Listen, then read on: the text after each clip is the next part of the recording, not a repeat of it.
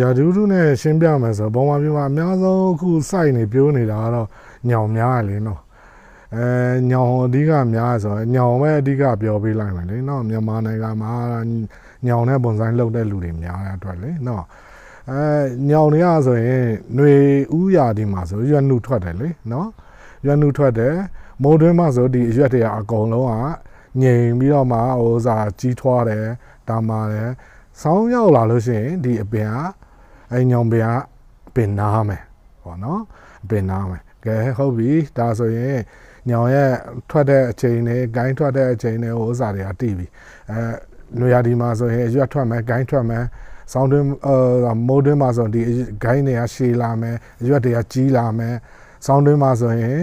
ရွက်တွေကဟိုစားဝါမယ်ကျွေးမယ်အဲ့လိုမျိုးပေါ့ဒါကတဘာဝအတိုင်းဖြစ်သွားပြီဂိုင်းတွေလည်းရှည်လာမယ်ကဲဟုတ်ပြီအပင်တစ်ပင်ကဂိုင်းတွေကိုဝါရပတ်မယ်ဟုတ်ပြီနော်ဝါရပတ်မယ်ဆိုရင်ဘယ်အချိန်မှာဝါရပတ်မလဲဟုတ်လားအပင်နားတဲ့အချိန်မှာဝါရပတ်မယ်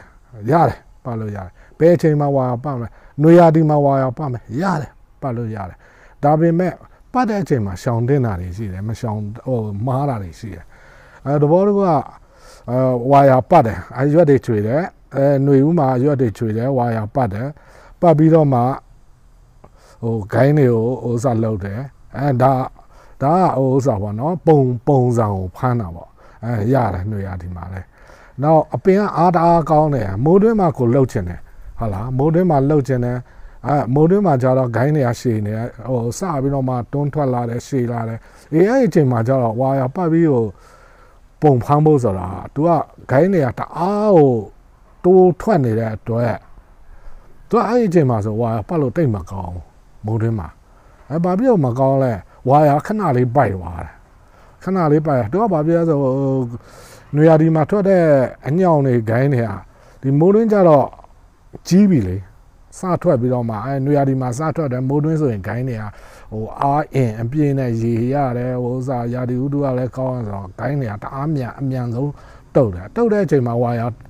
မိုးတွင်းမှာဝါရပိုက်ခဏလေးဝါရပိုက်သွားတယ်အဲ့အချိန်ကျတော့ဂိုင်းတွေကိုလှုပ်ပြီးမွေးပြီးတော့မှဘယ်အချိန်မှာတစ်ခါပြန်ပတ်လို့ရမှာကဲဟုတ်ပြီအရွက်တွေလည်းကျွေပြီးဟိုစားဖြစ်တဲ့အချိန်ဆောင်းတွင်းကျအပင်နားပြီနားတဲ့အချိန်မှာဝါရပတ်ပြီးတော့မှဂိုင်းတွေကိုအကုန်လုံးပို့ကိုလိုချင်တဲ့ပုံစံပို့အဲ့ဒါဆိုလို့ရှိရင်ဆောင်းတွင်းမှာဝါရပတ်နော်နွေရာသီကျတော့ဝါရပြန်ဖြေဟိုရှင်နေတဲ့ဂိုင်းတွေကိုဖြတ်လို့ရှိရင်ဂိုင်းဟိုစားတွေထွက်လာမယ်ရွက်နှုတွေဂိုင်းနှုတွေထွက်လာမယ်အဲ့လိုမျိုးလှုပ်ရင်းတော့တနေ့လှုပ်ရနေပြီးတော့ဂိုင်းမရမယ်ဂိုင်းမွားရမယ်ဂိုင်းငယ်ရမယ်အဲ့လိုမျိုးတွေရလာလို့ရှိရင်အပင်ကဂိုင်းနေနဲ့ပြည့်စုံလာကဲဟုတ်ပြီဒီဂိုင်းတွေပါတယ်အကုန်လုံးပြည့်စုံပြီအကုန်လုံးဟိုစားပြည့်အရွက်ကြီးကဖာလာဖြစ်နေရောလှမလားအဲ့အရွက်ကိုထိန်းဖို့ကြတော့ဒီဥစ္စာတွေအကုန်ပြည့်စုံသွားပြီအားလုံးပြည့်စုံပြီဆိုမှအရွက်တေးဖို့အတွက်တို့ကစဉ်းစားရအောင်ပါနော်ဂိုင်းမွားလည်းများလာပြီဂိုင်းလည်းဥစ္စာဖြစ်လာပြီအဲ့အချိန်မှာအရွက်ကိုဘယ်အချိန်မှာတွားပြီးတော့တို့ကဖြတ်မလဲဘယ်အချိန်မှာအရွက်တွေကိုချမလဲဆိုတော့ဆောင်းတွင်းမှာအရွက်ချမယ်ဘာဖြစ်လို့လဲဆောင်းတွင်းမှာအပင်ကတပင်လုံးကနာသွားတယ်နားတဲ့အတွက်ဂိုင်းမွားတွေလည်းအကုန်လုံးနားပြီးအကုန်လုံးဥစ္စာဖြစ်ပြီးအမြက်ကလည်းမထွက်တော့အဲ့အချိန်မှာအရွက်တွေကိုအကုန်လုံးဖြုတ်လိုက်တဲ့အတွက်နော်သူကငကိုရှိတဲ့အရွက်ထက်ကိုနှစ်ဆတုံးဆသေးသွားတယ်။ဘာဖြစ်လဲဆောင်းထဲမှာအပင်နားတဲ့အတွက်အပင်ကအလုံးမလုံးအဲ့ဒီအချိန်မှာအရွက်မရှိတဲ့အချိန်ကျတော့သူကအစာချက်ဖို့အတွက်အရွက်လိုပြီ။လိုတဲ့အချိန်ကျအရွက်တွေကပြုံထွက်ရပြီတပင်လုံးကိုကျိုးစားပြီးထွက်ရပြီ။ထွက်တဲ့အချိန်မှာရေပိုက်တစ်ခုလိုပေါ့ဟာရေပိုက်အကြီးကနေပြီးတော့မှရေပိုက်အသေးလေးတွေကိုဖြန့်တော့တဖြည်းဖြည်းနဲ့ရေကမျှပြီးတော့တွားရတယ်။အဲ့လိုပဲပင်စီကနေပို့လိုက်တဲ့အကုန်လုံးမျှပြီးပေးရတယ်နောက်အပင်ကနားနေတဲ့အချိန်ဆိုမရှိတဲ့ရေလေးကိုပို့ပေးနေရတယ်မရှိတဲ့အားကိုပို့ပေးနေရတဲ့အတွက်အပင်ကအရွက်ကထင်တယ်လို့မကြည့်တော့ဘူးနဲ့အဲ့အချိန်မှာအရွက်တေးအောင်လောက်ရတယ်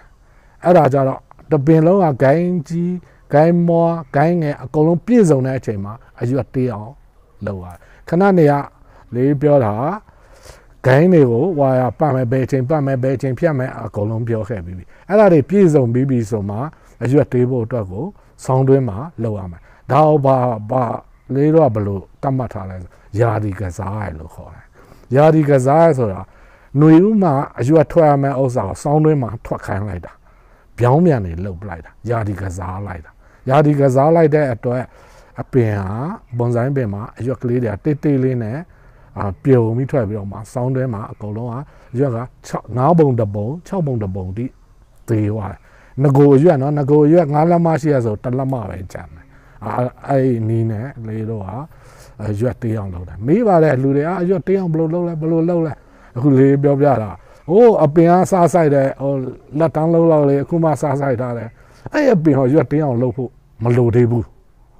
အကုန်လုံးခဏရပြောလို့ဂိုင်းမာတွေဂိုင်းမွားတွေဂိုင်းငယ်တွေအကုန်မွေးပြီးတော့အကုန်လုံးပြည့်စုံပြီးဂိုင်းတွေအကုန်လုံးပြည့်စုံပြီးအမြင့်တွေလည်းပြည့်စုံပြီးဆိုမှအရွက်တေးဖို့အတွက်စဉ်းစားပါနော်အဲ့ဒါပါ